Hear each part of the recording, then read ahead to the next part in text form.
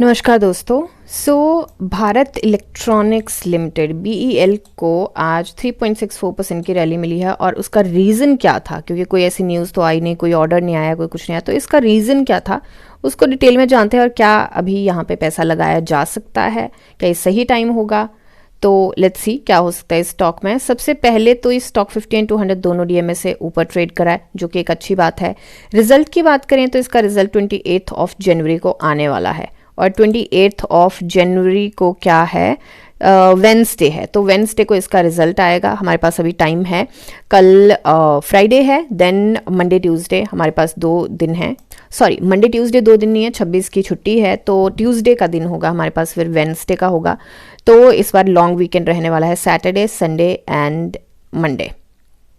Yes, Saturday Sunday and Monday इन तीनों दिन छुट्टी रहने वाली है, लॉन्ग वीकेंड रहेगा। तो अभी के लिए अगर हम बात करें तो थोड़ा सा इस चीज़ के इस स्टॉक के फंडामेंटल्स को जानते हैं। डेट 0 है, बैलेंस शीट स्ट्रांग है, इसकी ऑर्डर बुक बहुत स्ट्रांग है, गवर्नमेंट कैपेक्स का टेलविंड तो इसके साथ है ही है। लॉन्ग टर्म इन्वेस्टर के लिए मुझे लगता है कि डिप पे बाय करना बहुत अच्छा रहेगा, काफ़ी अच्छा स्टॉक है। अभी जिस पॉइंट पे घूम रहा है थोड़ा सा एनालाइज करेंगे इसको। अगर होल्ड किया है तो मुझे लगता है कि यहाँ पे ट्रेलिंग स्टॉप लॉस के साथ चल सकते हैं। इसका PE एक बार चेक कर लेते हैं, तो PE हमारा इंडस्ट्री PE के ऑलमोस्ट सेम है, उससे कम ही है, तो ये भी हमारा पॉजिटिव है यहाँ पे। अब यहाँ पे बात करते हैं हम कि यहाँ पे शॉर्ट टर्म और लॉन्ग टर्म में क्या हो सकता है, उससे पहले थोड़ा सा एनालाइज करेंगे।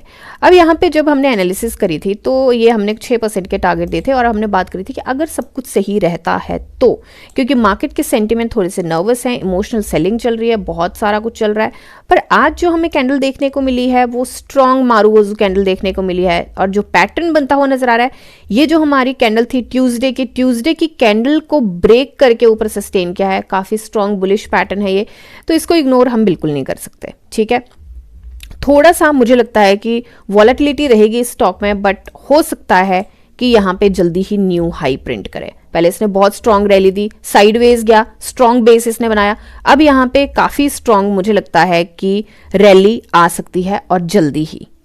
तो बिल्कुल सेफ एंट्री के लिए तो मुझे लगता है कि जब ये वाला ब्रेक हो जाएगा 426 का, तो मुझे लगता है कि फिर यहाँ पे अगर RSI और बाकी सारी चीज़ें साथ देती है तो मुझे लगता है एंट्री बहुत अच्छी बनाई जा सकती है। अगर आप शार्प स्कैल्पर हैं तो मुझे लगता है कि अभी ग्लोबल चीज़ें काफ़ी ज़्यादा चल रही हैं, अभी आज जो सेंटिमेंट रहे हैं मार्केट के वो ठीक ठाक रहे हैं एंड हो सकता है रिवर्सल हो, बट अभी हमें कंफर्मेशन कुछ नहीं मिली है। वीकेंड पे भी काफ़ी इंपॉर्टेंट मीटिंग्स हैं एंड लॉन्ग वीकेंड भी रहने वाला है, तो मुझे लगता है कि थोड़ा सा ध्यान से सोच समझ के ज़रूर चलें कि ट्यूसडे को मार्केट किस तरीके की खुलती है, उन सेंटिमेंट्स का बहुत असर पड़ने वाला है। तो हो सकता है कल के इसमें हमें कुछ यहाँ पे एक्शन देखने को मिले, तो मुझे लगता है कि अगर एक्शन देखने को मिलता है और इस पॉइंट के आसपास स्टॉक घूमता है 426, या तो ट्रेलिंग स्टॉप लॉस रख के चलें, या तो मुझे लगता है पार्शली यहाँ पे प्रॉफिट बुकिंग होनी चाहिए।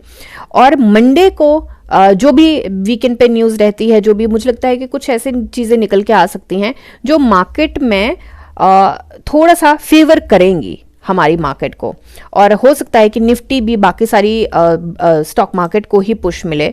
अभी के लिए तो थोड़ा सा टैरिफ एंड व्हाट नॉट, फिर एक मीटिंग है यूरोप की लेडी से, तो वो बहुत सारी चीज़ें हैं एंड उन्होंने बात करी है कि mother of deals and everything, तो लेट्स सी क्या निकल के आता है उसमें से।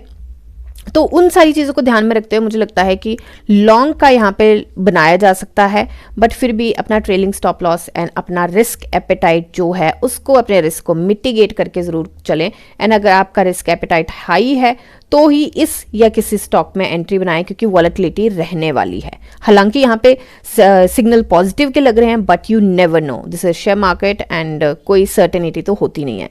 RSI 57.79 पे है, RSI स्विच करेगी यहाँ से 40 से 60 में, तो वहाँ भी इसको हिकअप रहता है और इसका क्लियर हिकअप है 64-65 RSI जब जाती है, तो उस चीज़ को भी ध्यान में रखना पड़ेगा। तभी मैंने यहाँ पे बोला कि जब ये ऊपर जाएगा तो पार्शियल प्रॉफिट बुकिंग बनती है, क्योंकि एक तो न्यूज़ ग्लोबल सेंटिमेंट, RSI की हर्डल, तो उन सारी चीज़ों को मिलाकर मुझे लगता है कि यहाँ तक बनता है, यहाँ तक भी जा सकता है 434 तक। तो यहाँ पे देखिए कि कितने के रन मिल सकते हैं हमें। कल की मैं बात करी, अगर सब कुछ सही रहता है तो हो सकता है हमें 3% 4% के आसपास का रन यहाँ पे दिखे।